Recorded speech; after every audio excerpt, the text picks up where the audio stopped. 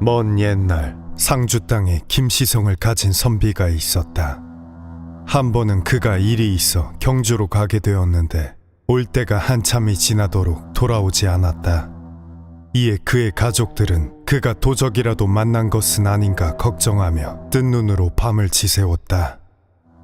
그런데 얼마 후 충격적인 소식이 들려왔다. 동명원의 한 객점에서 사람 하나가 죽었다는데 생김새를 들어보니 이 집 주인과 같았소. 혹시 모르니 어서 가서 확인해 보시오. 이에 몹시 놀란 김씨의 아들은 곧장 그곳으로 가보았다. 객점 주인에게 물어 시체를 찾으니 죽었다던 사람은 과연 그의 아버지였다. 아들은 아버지의 시신을 끌어안고 한참 동안을 크게 통곡하였다. 그런데 정신이 들고 보니 시신이 무언가 이상한 데가 있었다. 죽은 지 며칠이나 지났음에도 마치 산 사람처럼 온기가 느껴졌기 때문이었다. 이에 객점 주인에게 있었던 일을 물으니 그가 꺼림칙한 듯 답했다. 이분은 며칠 전 밤늦게 이곳에 도착했었는데 누구에게 쫓기기라도 하듯 몹시 불안해 보였습니다. 그런데 다음날 기척이 없어 방문을 열어보니 일이 쓰러져 있지 뭡니까? 쫓기다니 그게 무슨 말이오?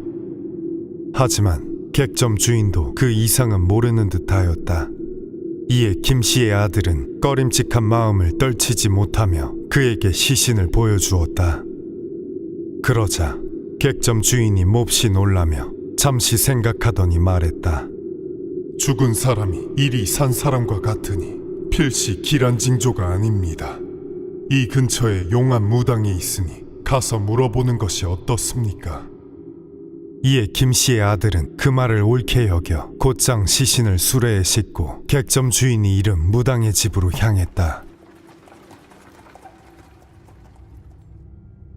시신을 받아본 무당은 두려움에 찬 표정으로 말했다. 이분은 아직 돌아가시지 않았소. 허나 죽음보다 더 어려운 처지에 놓이셨구려. 이는 분명 용신의 장난이요. 용신의 장난이라니. 무당이 어두운 표정으로 말을 이었다. 시간이 얼마 남지 않았으니 서두릅시다. 우선 구술해야겠소. 그러더니 공갈목가에 재단을 쌓고는 방울을 흔들며 의식을 지르기 시작했다.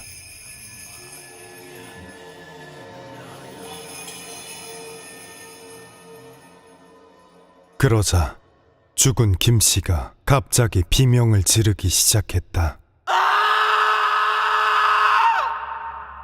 이에 아들이 소스라치며 그를 보니 하얗게 질린 얼굴로 숨을 헐떡이고 있었다. 아버지, 이게 어찌된 일입니까? 김씨는 아들을 보더니 비오듯 눈물을 흘리며 말했다. 난 틀렸다. 너까지 화를 입기 전에 어서 돌아가거라. 그런데 김씨의 행동이 이상하였다. 몹시 초조해하며 계속해서 목가 쪽을 흘깃거리는 것이었다. 이에 아들이 물었다. 어찌 아버지를 버리고 갈 수 있겠습니까? 어찌된 일인지를 알려주시지요. 그러자 김씨가 여전히 목가에서 눈을 떼지 못하며 이야기를 시작했다. 내 일을 마치고 집에 돌아가는 길이었다. 며칠 전 해가 질 무렵 김씨가 숲을 가로질러 동명원으로 향하고 있었다. 그런데 길 저편에 누군가의 형체가 보이기 시작했다. 다가가며 보니 형체는 웬 자루 하나를 든 여인이었는데 그 모습이 어찌나 아름다운지 불길함이 다 느껴질 정도였다. 저 사람은 이 시간에 혼자서 무엇 하고 있는 것인가? 김씨는 여인 앞에 이르러 물었다. 낭자, 곧 해가 저뭅니다. 여기서 뭐 하시는 겁니까? 그러자 여인이 슬픈 목소리로 말했다. 남편을 도울 사람을 찾아다니는 중입니다. 무슨 일인지는 모르겠으나 일단 고을로 가시지요. 여기 계속 있다가는 범에게 끌려갈지도 모릅니다. 그러자 여인이 고개를 끄덕이더니 순순히 그의 말에 따랐다. 두 사람은 그렇게 함께 동명원으로 향했다. 조금 후 고을에 도착한 김씨는 객점에서 방 하나를 구했다. 그런데 여인이 가만히 있는 것을 보니 방을 구할 노자가 없는 듯 보였다. 딱한 마음이 든 김씨는 여인에게 방을 내어주고 자신은 헛간에 들어가 몸을 뉘었다. 그런데 깊은 밤 밖에서 이상한 소리가 나기 시작했다. 이는 물이 쏟아지는 소리였는데 누군가 마당에 연달아 물을 붓는 것 같았다. 김씨가 이를 기이하게 여겨 문틈새로 밖을 바라보니 아까 보았던 여인이 물동이를 이고 와 바닥에 물을 쏟아붓고 있었다. 한밤중에 저게 무슨 해괴한 짓이란 말인가? 김씨의 마음속에는 아까부터 느껴오던 불길함이 다시금 스멀스멀 피어오르기 시작했다. 그렇게 여인을 가만히 지켜보는데 그녀는 물을 이고와 쏟아붓기를 너댓 번을 더 반복하더니 이내 신을 벗고 물 웅덩이에 두 발을 담갔다. 그러고는 돌연 몸을 뒤틀더니 순식간에 한 마리 황룡으로 바뀌었다.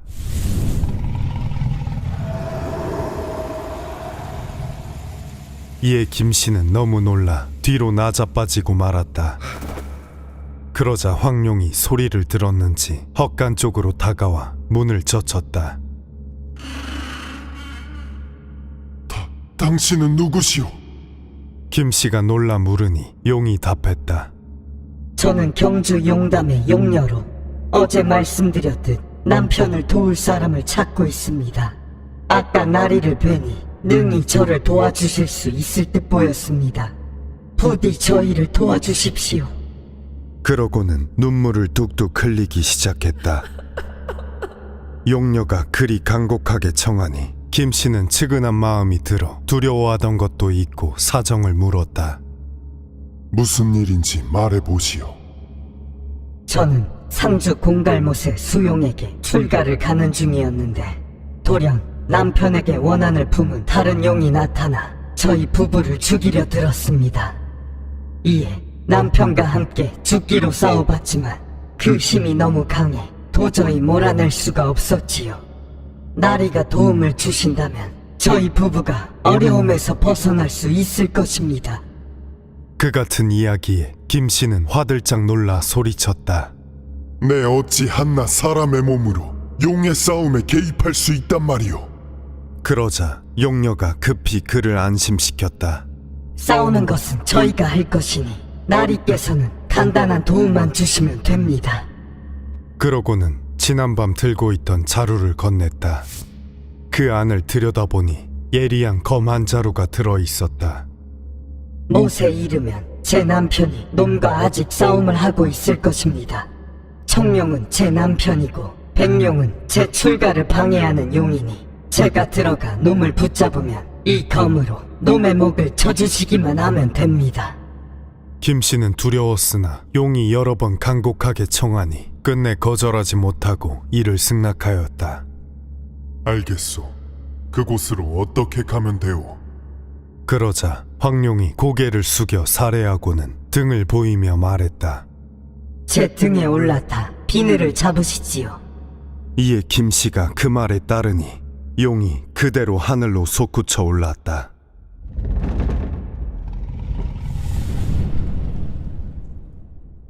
잠시 후 목가에 이르러 황룡은 김씨를 수풀에 내려주었다.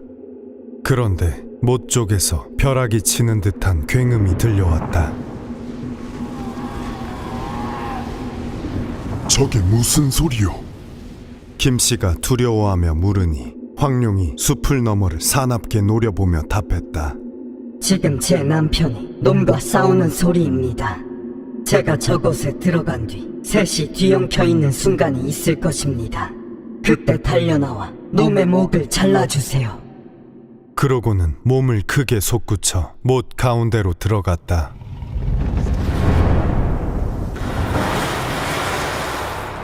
김씨가 수풀에 숨어 싸움을 지켜보니 용이 콧김을 뿜을 때마다 거센 불이 일고 발톱이 부딪힐 때마다 벼락이 치는 것이 보기만 해도 두려움에 오금이 저려오는 듯했다. 칼을 쥔 그의 두 손은 사시나무 떨듯했고 온몸에 식은땀이 비오듯 흘러내렸다. 헛된 마음에 괜한 일에 휘말려 버렸구나. 이를 어찌한단 말인가. 그런데 그때 황룡이 크게 포효하더니 거칠게 백룡의 몸뚱이를 휘감기 시작했다. 이에 백룡은 황룡의 목덜미를 거칠게 물어뜯었다. 하지만 황룡은 놈의 몸을 잡고 놓아주지 않았다.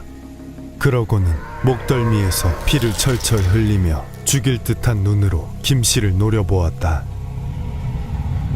이에 김씨는 두려움에 못 이겨 떨리는 손으로 칼자루를 쥐고 목가로 달려나가 백룡을 향해 크게 칼을 휘둘렀다.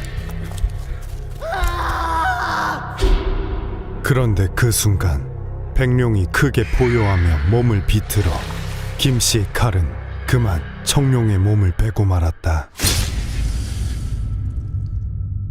청룡의 몸뚱이는 반으로 잘려 힘없이 바닥에 떨어졌다. 그러자 황룡이 하늘이 쪼개질 듯한 굉음을 내지르더니 곧바로 김씨의 몸을 낚아채어 하늘로 솟아올랐다. 잠시 후 한적한 숲에 이르러 황룡이 김씨를 바닥에 내던지더니 피눈물을 흘리며 울부짖었다. 백룡이라 하지 않았더냐? 백룡이라 하지 않았더냐? 이에 김씨는 두려움에 온몸을 떨며 아무런 말도 하지 못하였다. 황룡이 이내 김씨를 사납게 노려보며 말했다. 출가하기도 전에 나를 과부로 만들었으니 내가 대신 나와 살아야겠다. 함께 물속으로 들어가자. 그러고는 김씨의 몸을 잡아채 물속으로 끌고 들어가려 하였다. 이에 김씨가 크게 놀라 있는 힘껏 발버둥치며 애처롭게 빌었다. 놓아주시오. 난 이미 저 자식이 있는 몸이오. 그러자 황룡이 그의 몸을 감아 졸랐다. 남의 남편을 그렇게 죽여놓고 내 처자식은 중요하더냐? 김씨는 뼈가 으스러지는 듯한 고통에 숨이 끊어지는 듯했다. 이에 간신히 숨을 모아 외쳤다. 알겠소. 당신과 함께 들어가리다. 다만 며칠의 말미만 주시오. 가족들과 마지막 인사라도 나누고 싶소. 그러자 황룡이 눈물이 그렁그렁한 눈으로 그를 잠시 노려보더니 이내 그를 놔주었다. 좋다. 이틀을 줄 테니 다녀오거라. 하지만 허튼 생각을 한다면 결코 무사하지 못할 것이다. 김씨는 그렇게 황룡과 약조하고는 급히 그곳을 빠져나와 집으로 향했다. 그러다 날이 저물어 객점에 이르렀는데 용녀에게 돌아갈 생각을 하니 막막하여 도무지 잠이 오지를 않았다. 그러던 중 문득 용녀가 웅덩이에 몸을 적시고 나서야 용으로 변한 것이 생각났다. 놈은 물이 있어야 용으로 변할 수 있는 것이 분명하다. 그렇다면 못가에서 멀리 떨어지기만 하면 되는 것이 아닌가. 이에 김씨는 급히 몸을 일으켜 방문을 나서려 하였다. 그런데 그때 갑자기 숨이 막혀 오더니 이내 시야가 흐려지기 시작했다. 이야기를 마친 김씨는 피오든 눈물을 흘리며 다급하게 외쳤다. 난 끝내 벗어나지 못할 것이다. 놈이 언제 나타나 해를 끼칠지 모르니 어서 자리를 피하거라.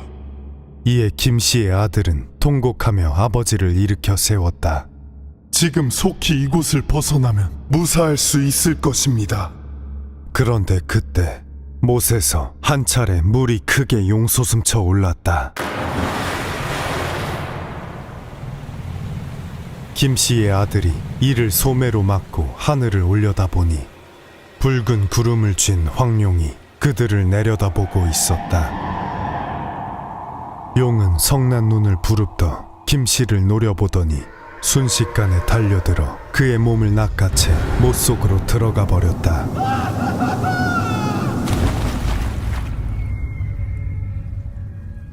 그렇게 손쓸 새도 없이 아버지를 빼앗겨버린 아들은 그 자리에 주저앉아 출렁이는 못을 허망하게 바라보았다. 그날 이후 김씨를 본 사람은 아무도 없었다.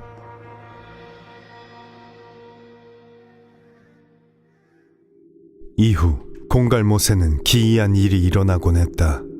매년 정월 19날마다 한겨울의 날씨에 못 근처의 소들이 하나같이 땀을 흘리고 못을 뒤덮은 얼음이 갈라지는 것이었다.